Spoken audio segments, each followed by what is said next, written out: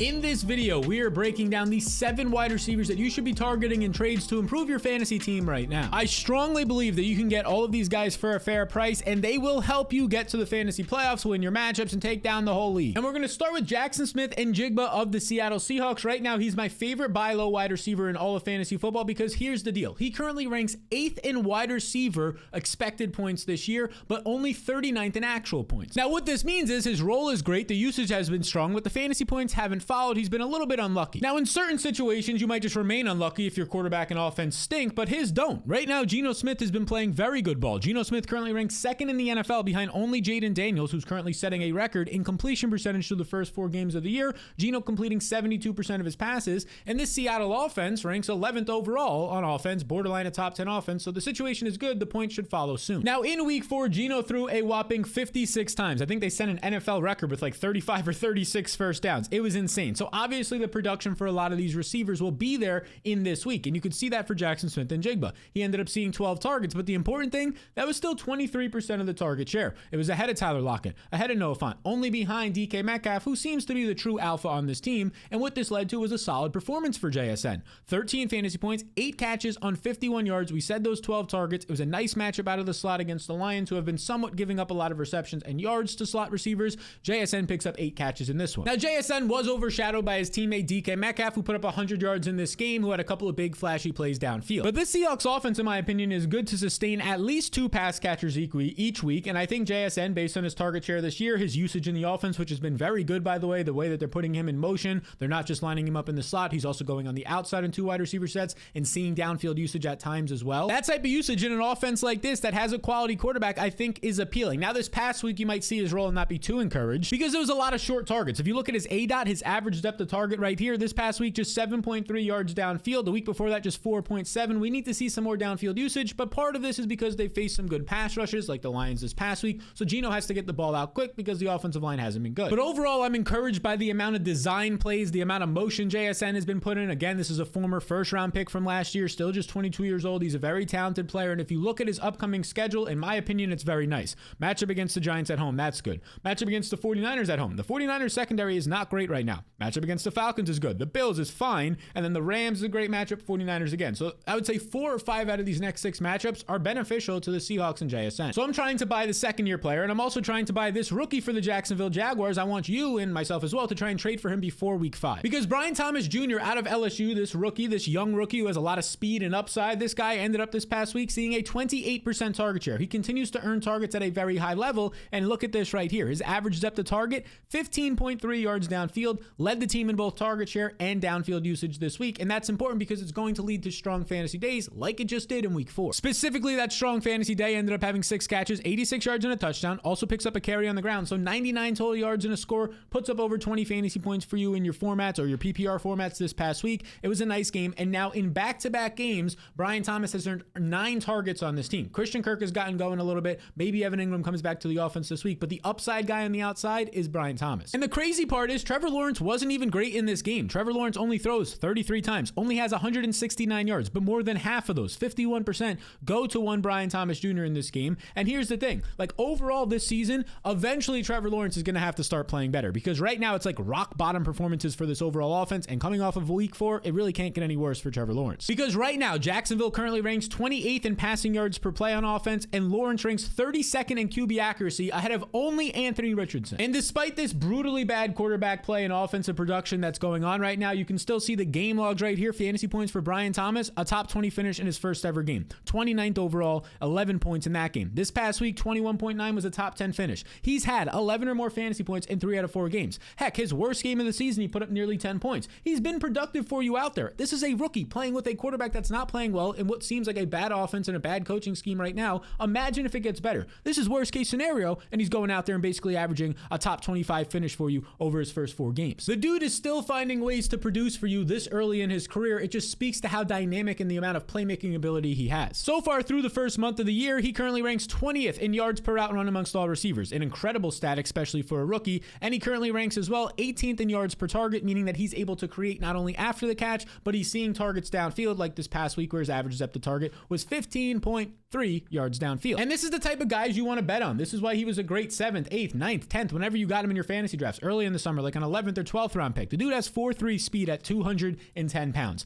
That's insane. He can fly by guys on the outside. It leads to these big plays, and we've seen a couple of them so far this season, but he also has the technical route running ability. That was kind of a question mark on his tape, but we're seeing that play out now that he's in the league. And maybe not even a question mark on his college tape as much as he just wasn't asked to do it as often in college. They just said, go run fast past these guys and Jaden Daniels will hit you deep, and it usually happened. Now, here's why you need to buy him before week 5, because he has a home matchup against the Colts, and the Colts the last basically all season long. Week 2 against the Packers with Malik Willis, get right spot for the Packers. These past 2 weeks, we can look this past week against the Pittsburgh Steelers. Justin Fields goes over 300 yards. George Pickens goes for 113 receiving yards. It's just a get right spot for every offense. Heck, even the Chicago Bears in week 3, remember what they did? For an offense that has been struggling all year, Caleb Williams goes for 363 passing yards. You scroll down to the receiving, and 3 different receivers go for at least 75 receiving yards, or pass catchers. DJ Moore, Cole Kmet had 97 yards. Odunze broke out the rookie for 112 yards. Everybody was getting going against this Colts secondary and this defense in general, and I think this will finally be the week that Jacksonville can get on track. So go buy Brian Thomas even off of a good week, but what should you trade for him, you might be asking? Well, let's just take a look at my rest of season rankings, my trade tool right here. This is updated as of right now. Brian Thomas Jr. is my 60th overall player, meaning anybody behind him. If you could 1-for-1 trade for Xavier Worthy, I would do that right now, and I think you can get that done in a lot of leagues. 1-for-1 trade for Terry McLaurin, okay, at the same position, it feels a little bit weird. Maybe you go across positions here, and you can pair up somebody like a Zach Moss or a Tony Pollard, or even a Brian Robinson. I think you can get that 1-for-1. Maybe pair them up with somebody like a Rashid Shaheed or somebody of lower value, a Cortland Sutton. Now, that is my trade tool, my rest of season rankings, and you can actually get access to it right now. 20,000 people currently have access to it. I just sent it out. You might be wondering, how can I get access to it? Well, it's a part of my fantasy blueprint where I send out tools every single day. Waiver tiers, rankings, and projections for the weeks, that trade tool, game notes, matchup notes for every player, and more. And to get the fantasy blueprint, you just click the link in the description below. You'll follow these 2 simple steps, and you'll go through the steps to get your fantasy blueprint today. But here's the important part. It is risk-free if you sign up through one of our 2 partners, which will be in the links in the description below. Risk-free. And what does that mean? Well, I say what it means right here. If you don't make your fantasy playoffs using this material, so right here, you don't make it using this material, I'll refund your payment of a one-time $10 when you sign up through one of our partners, making this absolutely risk-free. So you either make your fantasy playoffs, steamroll through them, and win a championship, or you don't make the playoffs and you get your $10 right back when you sign up through one of our partners. So to get access to all the tools that I use in my fantasy blueprint during the year, and 20,000 other people currently do as well, just click the link in the description below, or this QR code that's been on the screen right now. You can scan that and go get those tools to smack around your league mates. Not now, but right now. Now, the next guy I want to talk about is a veteran, T. Higgins, who we mentioned him last week, and now you're going to have to maybe pay a little bit more because he had a nice game, and we'll talk about that. But T. Higgins was a buy low heading into last week. After week 3, he returned. He played 95% of the routes and 90% of the snaps, earned 16% of the targets, and honestly, I was encouraged by this. He was coming back from a hamstring injury. The usage was great. He actually looked good out there in general, making a couple of interesting grabs, and the route running looked crisp. But overall for fantasy in week 3, he only ends up putting up 3 catches, 39 yards, and 7 fantasy points, which is why I came on these airways last week and said this is your last opportunity to buy low on T. Higgins before he has a strong matchup against the Carolina Panthers, and he took advantage of it. Because in week 4, the usage remained high, ran 85% of the routes, and sees 32% of the targets, doubles his target share, leads this team ahead of Jamar Chase in targets, and even more importantly and impressively, he sees 60% of the team's air yards, was getting all of the downfield usage ahead of even Chase and all the other guys, Andre Yoshevich, all these other guys on the team. It was T. Higgins with the best usage by far. And this really shouldn't shock you because T. Higgins has been a great wide receiver whenever he's been healthy, and that's been the key because he really hasn't been healthy for like over a year now. But by all accounts, we finally got to see T. Higgins healthy, and he earns 10 targets, a team high, catches 6 balls for 60 yards, nearly missed another about 15-yard chunk play in this game. T. Higgins overall with a solid performance, but it wasn't one of those performances that, like, if he found the end zone and had 18 to 20 points, might be hard to trade for him. Right now, I think he's still doable. He hasn't played the first 2 games, only got 6 points last week, and now just had 12 points. Like, he's still somebody you can acquire for pretty cheap. So I think now's the time to go buy T. Higgins because obviously Jamar Chase is there. He's going to take a lot of attention away. I don't think Andre Yoshevich or any of these other guys on this team, Jermaine Burton, even when he starts to see more usage, are going to come anywhere near to the type of usage in 2 wide receiver sets that Higgins is seeing. So Jamar Chase is going to get the attention overall, and Joe Burrow is a great quarterback who can find T. Higgins like he did last week in better and more advantageous matchups. And speaking of Joe Burrow, especially these last 2 weeks, with T. Higgins back, surprise, surprise, a stud wide receiver comes back and the quarterback starts looking good, Burrow looks fine. He looks over this injury. The upcoming schedule for T. Higgins looks pretty good in my opinion. The matchup against the Ravens, not as bad as you actually think it is. Their run defense is a lot better than their secondary right now. They're going to be at home. Matchup against the Giants is good. Browns is shaky. Matchup against the Eagles and Raiders is fine. So the upcoming schedule for me, not something I'm worried about. A situation where I think that the Bengals are going to be throwing the ball 35, if not 35 plus times, and you're going to see a lot more of these nearly 10 or 10 plus target games for T. Higgins. The next guy we have to continue to say is a buy low right now is Brandon Aiyuk. He might be the biggest buy low. I like Jaxon Smith-Njigba more, but he might be the biggest overall in fantasy buy low because of his poor start to the season, and fantasy managers who have him, and I have him in some leagues, they're starting to get frustrated and they're starting to want to sell. I've seen it the last 1 to 2 weeks. And it makes sense. You've now spent a 3rd round pick. Maybe you got lucky in a 4th round pick on Brandon Aiyuk, and he's literally averaging less than 40 receiving yards per game, just 3.3 catches per game. That's not good. He currently ranks as the wide receiver 68 in fantasy, which is behind a guy like Tank Dell who's been injured, Puka Nacua on a points per game basis who's been injured. But if you want to see the guys that he really ranks behind, then it's concerning. Ray McCloud, Rashad Bateman, heck, even Devon Valey, who's a rookie, a late round rookie for the Broncos. Points per game wise, Brandon Ayuk's behind all of them. Obviously, that's not going to continue. But we talked about this last week. Brandon Aiyuk has a long track record of being a stud receiver. As recent as last year, over 1,300 yards, is the best year of his career. That's right, why he was given $30 million a year this offseason. And he had that best season, as you can see right here. 105 targets, 1,300 receiving yards, was extremely efficient. He had that season with Brock Purdy, who I don't know if you've realized that through a month of the season right now, Brock Purdy is playing absolutely fantastic, great football. He's number 1 in EPA per drop back right now, number 1 in completion percentage over expected. He's completing balls under pressure, top 5 in the NFL. He's always in the red zone, so there's touchdown upside. Everything is going well for Brock Purdy. The dude is definitely taking a step forward, Purdy. He's making harder throws. These aren't just the gimme throws like people were kind of just alleging that he was getting last year under Kyle Shanahan. No, he's taking a step forward, so that should only help Aiyuk as time goes on. I don't know what that accent was. Aiyuk right there. But Brandon Aiyuk this past week, 90% of the routes, we know he'll be out there running routes. 19% of the targets, we want that number to be closer to 25% every single week, but 19% isn't terrible. The problem was in this game, the dude goes out there and has just 2 catches for 48 yards. And you know what's really annoying about that performance, 2 catches for 48 yards? He started the game off on the first drive, I believe, with a 38-yard catch and gain. 38 yards on the first drive, and then the rest of the day, you're going to go out there and get 1 catch for 10 yards. Yes, this is the reason why. You can tell I'm a manager and owner of him in some leagues. This is the reason why people are frustrated, and I think you can swoop in for a deal. And right now is the best time to go ahead and get Brandon Aiyuk, because you probably won't be able to after this week. I know I've said that in past weeks because the matchups have been so good, but this one is really juicy. He'll face the Arizona Cardinals defense, and he'll be at home, and the reason why this is a good matchup, Arizona Cardinals are allowing the 2nd most passing yards per play right now, which means also receiving yards per play. Good matchup for Brandon Aiyuk. If you want to sit him on your bench right now, people are frustrated. Good luck. He'll probably put up a huge game on your bench, and then you'll feel really bad, and you'll just never have the good Brandon Aiyuk experience. I think, though, if you don't have him on your team, now is the time to buy low. And I also think the bad week 4 performance from Odunze, and let's be honest, the entire Bears offense has officially reopened, I want to claim, the Odunze buy low window that kind of disappeared after his massive performance last week. And it's kind of surprising because the Bears had a good matchup this week. We thought that they can take advantage of a Rams secondary, and they couldn't. And the reason why, if you watch this game, was pretty evident. The Rams, who have the 14th overall pass rush, just being a top half of the league pass rush, the best part of this defense right now for the Rams is their pass rush. Colby Turner, the guys up front. Well, that was enough to kind of just wreck this game against Caleb Williams and the Bears offensive line. So much so that Caleb Williams went out there and the dude only ends up, he completes 17 of 23 passes, so that's fine accuracy wise, but they only throw 23 times. He only has 157 passing yards, finds the end zone. This is against a secondary that entered the game giving up 9 yards per passing play, the most in the NFL, and the Bears couldn't take advantage of that because Caleb Williams had no time to throw. And look at how bad this trickled down to the receiving core here. Not a single wide receiver. DJ Moore was the leading wide receiver on this team, 22 yards. Keenan Allen, 19. Odunze, 10. So yeah, I don't think it was Odunze's fault that he only had 10 yards in this game. The entire receiving core had a bad game because it was just a brutal day for the offensive line of the Bears in this matchup. But the fact that he goes out there and he has 1 catch on 1 catch on 3 targets for 10 yards in the game where Keenan Allen returns, and you can now kind of spin it to the owner and be like, look, Keenan Allen came back, Odunze went back to being irrelevant. His big week in week 3 against the Colts was because of the matchup and the fact that Keenan Allen wasn't out there. These are the things you can maybe start to say. You don't have to be forceful in your trade negotiations, but you can start to kind of drop those hints. Even though if you actually analyze this game, it was just kind of a fluky game where it was somehow the DeAndre Swift show. He goes off, 93 yards on the ground, 72 yards on 7 receptions in the air. He was the leading rusher, obviously, with 93 yards here, and he was also the leading receiver with 72 yards in the receiving game. Keep in mind, only 157 passing yards for Caleb Williams. A lot of them were checkdowns because he had no time to throw downfield, checkdowns to his running back for 7 catches on 7 targets. That's what happened here. No time to throw downfield and find your receivers. Check down to the tight end, who is number 2 on the team in receiving this week. Cole Kmet, 3 catches, 34 yards.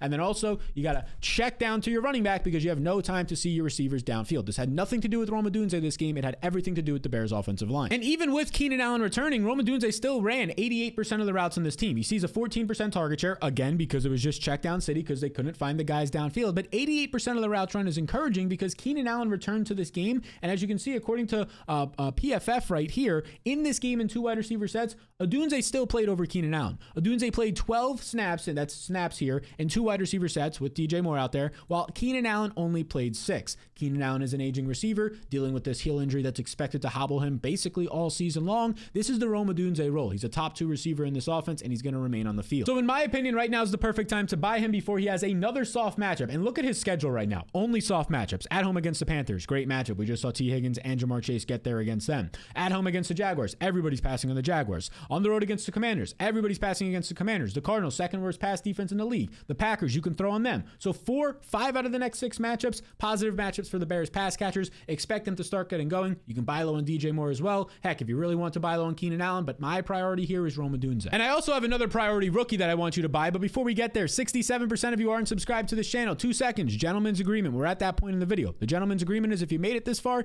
you probably find these videos helpful, informative, or entertaining. So to just pay it back here, you just hit the subscribe button. It's totally free, this content. All you got to do is take 2 seconds, move your mouse over. If you're on your TV or remote, hit that subscribe button. It really helps the channel go a long way. It's a gentleman's agreement. You got to shake on it if you want to keep watching. So be sure to do that. I appreciate y'all a ton. Man, I felt like an auctioneer there. I know I talk fast. A lot of people in the comments say that, but right there, I was going for it. All right, Ladd McConkey, here we go. Ladd McConkey, he's a guy that I want to buy heading into the bye week because this is a strategy. Ladd McConkey's going into his bye week. If the league manager in your league really needs a win, maybe you can get a discount on Ladd McConkey by just trading him somebody that's actually going to play this week. These are the types of strategies you have to keep in mind. And here's the deal. Quentin Johnson started the season off with a hot touchdown stretch. 2 of them were against broken coverage defenses. Now, Johnson has definitely been better this year compared to his rookie season, but make no mistake about it. Quentin Johnson is not the number 1 receiver on this team. He's not the alpha. That man's name is Ladd McConkey. Because through his first 4 NFL games, look at these target shares right here. Anything above like 20% is nice. Closer to 30% is elite. The target shares to start the season, 28% in his first ever game, then 21, 30%, then this past week, 27%. So he's seen at least a 21% target share in all 4 of his games in his rookie year. Quentin Johnson has done that 1 time. Has hit a 21% target share 1 time in 21 career games. Ladd is the alpha here. And man, this rookie has juice. We know that he has 4.39 speed. We know that he was great after the catch in college, but he has legit juice. And here's an example of that. You can see McConkey in the slot. He goes for a slant, catches it, and he just blows by 1,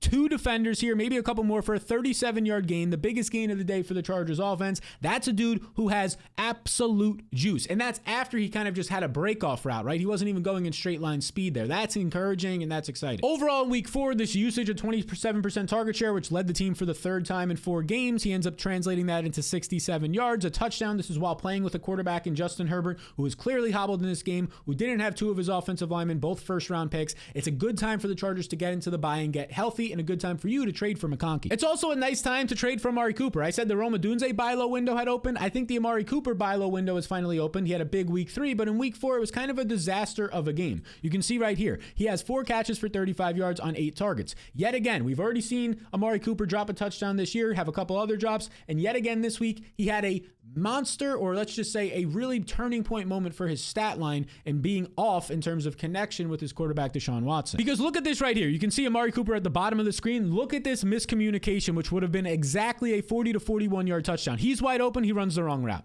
He runs the wrong route. Let's look at that again. Ready? He's wide open in this play, and he just runs the wrong route, or Watson just throws the wrong route. Wide open right there for what would have been a 40-yard touchdown. Blows by the defender. He's wide open. Doesn't pay off. That is the 2nd time this year he's missed out on a touchdown, so he's getting open. That's the important thing. And another encouraging thing is that Deshaun Watson, look, the fantasy production of 176 yards and 13 fantasy points isn't going to excite you, but in real life, this was the best game he's played this season, and one of, if not the best games that he's played as a Brown, completing over 70, about 75% of his passes, showing mobility on the ground. He was crucial here in key situations, and he was actually making some big time throws in this game. That 75% completion percentage is including a drop that was in there from his team, that miscommunication as well with Amari Cooper. It's been now 2 out of 3 weeks where Watson looks decent. And I will leave you with this on the Amari Cooper front. He currently ranks 12th overall, according to PFF, in expected fantasy points. And that makes sense. He's dropped a touchdown and he had that miscommunication. So his role right now is great. It's up there with guys like DK Metcalf. It's up there with guys like Amon-Ra St. Brown, right? Devonta Smith, who had a great start to the season before his concussion. Like, that's how good Amari Cooper's role is right now, but he only ranks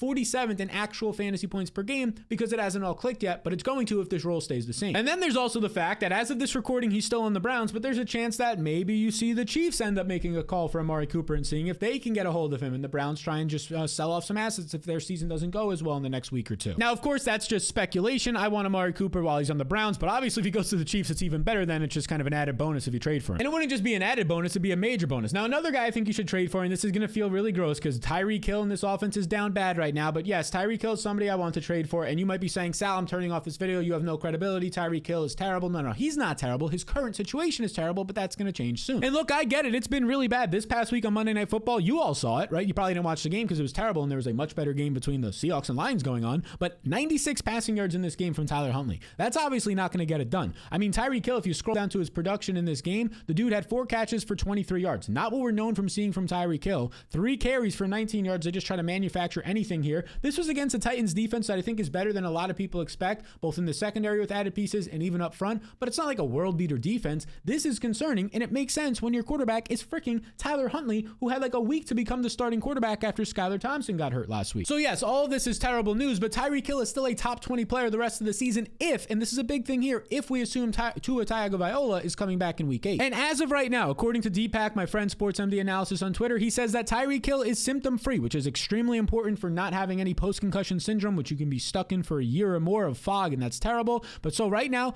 reports plus his prior concussion experience suggest that week 8 is the target, and that is realistic. There's been no news of Miami trying to get another quarterback, no news of Tua saying that he's going to retire. So the expectation right now is Tua is coming back in week 8. And no matter how bad it's been for Tyreek right now, barely getting by with 5, and if he's lucky, 10 fantasy points at this point, in just 2 to 3 weeks, he can be back to the guy we saw in week 1, dropping 30 fantasy points on your opponent's head top because Tua, his quarterback, is finally back. So I'm trying to buy low on Tyreek because I do view him as a top 20 player the rest of the season when people in your league might not view him that way at all, and they probably don't. So these have been the wide receivers that I am currently trading for, but if you want to see the running backs, maybe the most important position in fantasy, especially with all the injuries right now, that you should be targeting in trades, there's 5 of them right here. Well, check out that video because it might be your favorite of all time. So hey, why not check it out? Just go ahead, click the button, watch that, and then let me know. All right, appreciate you all the time. Remember, gentleman's agreement, hit the subscribe button, and I'll see you all in the next one.